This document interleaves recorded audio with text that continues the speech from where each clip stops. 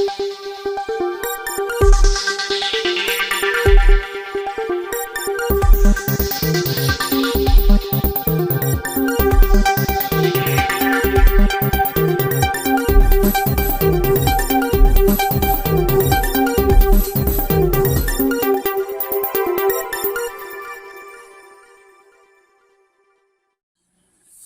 Ibu, Saudara yang dikasihi Tuhan, Shalom, salam sehat untuk kita semua.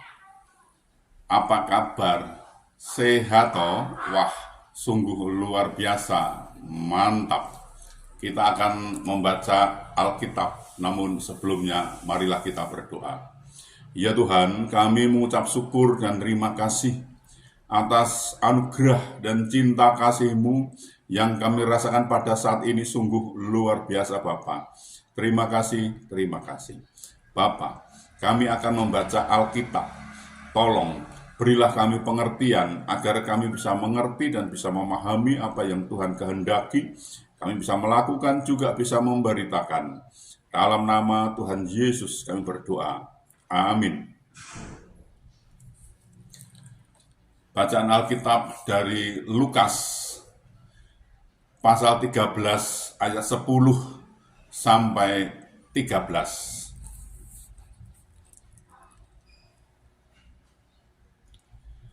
Pada suatu kali Yesus sedang mengajar dalam salah satu rumah ibadat pada hari Sabat. Di situ ada seorang perempuan yang telah 18 tahun dirasuk roh, sehingga ia sakit sampai bungkuk punggungnya dan tidak dapat berdiri lagi dengan tegak. Ketika Yesus melihat perempuan itu, ia memanggil dia dan berkata kepadanya, "Hai ibu, penyakitmu telah sembuh." Lalu ia meletakkan tangannya atas perempuan itu, dan seketika itu juga berdirilah perempuan itu dan memuliakan Allah. Demikian pembacaan Alkitab, terpujilah Kristus. Haleluya.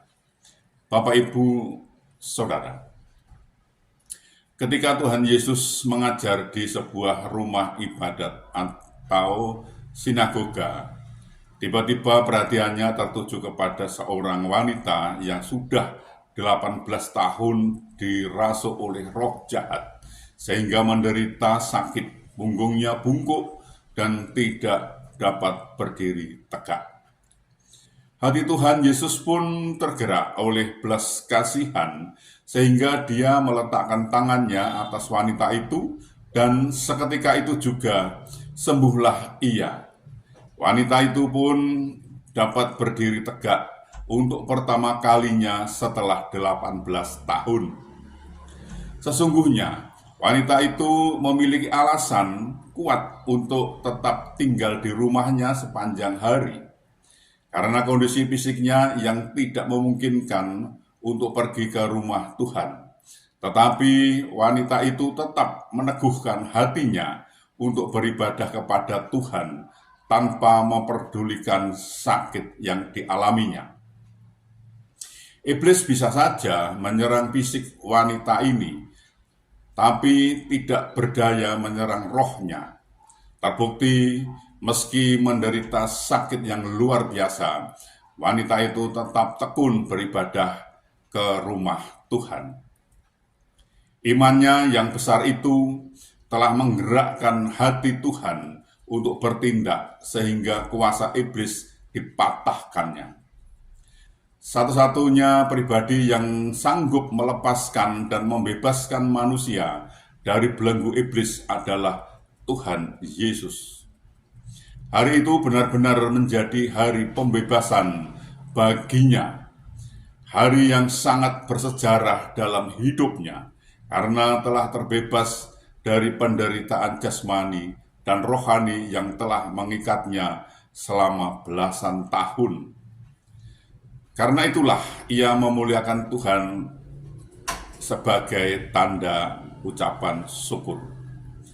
Jadi apabila anak itu atau Tuhan Yesus Kristus memerdekakan kamu, kamu pun benar-benar merdeka.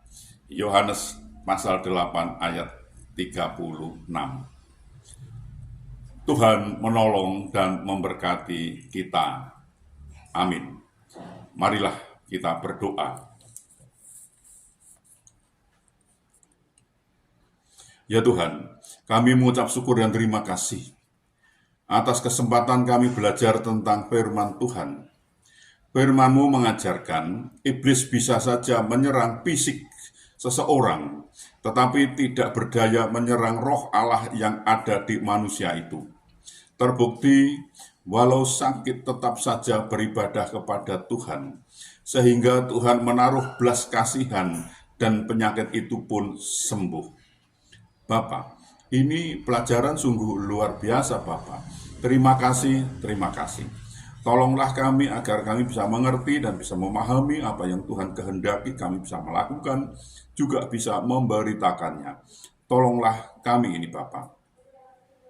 Ya Bapak, kami juga berdoa, kami juga memohon untuk saudara-saudara kami yang saat ini sedang sakit, sedang ada kelemahan tubuhnya, mereka tidak bisa berbuat banyak karena sakit Bapak. Kami mohon belas kasih-Mu Tuhan, tolonglah mereka, sembuhkan mereka, dan pulihkan mereka, sehingga mereka bisa beraktivitas kembali dan bisa berbuat lebih banyak lagi Tuhan. Tuhan menolong mereka ini. Ya Bapak, tolonglah kepada saudara-saudara kami yang saat ini sedang kebingungan karena mereka tidak bisa memenuhi kebutuhan keluarganya dengan baik. Mereka ada kesulitan masalah keuangan keluarganya. Mereka tidak punya Bapak. Mereka sudah mencari, sudah berusaha, namun sepertinya mereka mengalami jalan buntu Bapak. Kami mohon belas kasih-Mu, bukakanlah jalan baru bagi mereka, sehingga mereka bisa mencari, mendapatkan, bisa berusaha, dan bisa bekerja, bisa memenuhi kebutuhan keluarganya dengan baik, karena Tuhan menolong dan Tuhan memberkati. Bahkan mereka bisa berkelimpahan dan juga bisa menjadi saluran berkat untuk orang lain, Bapa. Tolonglah mereka ini. Ya Tuhan, kami juga berdoa, kami juga memohonkan untuk saudara-saudara kami yang saat ini sudah waktunya untuk berumah tangga, namun mereka belum menemukan pasangan hidup yang seiman dengan mereka. Tolonglah mereka ini Bapa. Mereka sepertinya kesulitan untuk mendapatkan pasangan hidup yang seiman dengan mereka. Kami mohon belas kasih-Mu Bapa, tolonglah mereka ini. Bukakan jalan agar mereka bisa menemukan pasangan hidup yang seiman dengan mereka dan mereka bisa membentuk suatu keluarga, suatu rumah tangga, bahagia, damai, sukacita, bahkan mereka bisa beranak cucu Bapak. Tolonglah mereka ini. Ya Bapak, kami juga memohonkan, kami berdoa untuk bangsa kami, bangsa Indonesia ini. Berilah bangsa ini damai, sukacita, damai, sejahtera. Dan berilah bangsa ini agar mau mengenal Engkau lebih lagi. Dan bangsa ini mau belajar tentang firman Tuhan, sehingga bangsa ini tidak gagal paham Bapak. Ya Bapak, ini kami, pakailah kami untuk memberitakan firman-Mu. Lengkapi kami dengan Roh-Mu yang kudus untuk memimpin dan membimbing kami dalam pemberitaan itu agar tidak keliru Bapak. Bapa, ampunilah segala dosa dan salah kami, sehingga kami layak untuk memohon pertolongan Tuhan. Dalam nama Tuhan Yesus kami berdoa. Amin.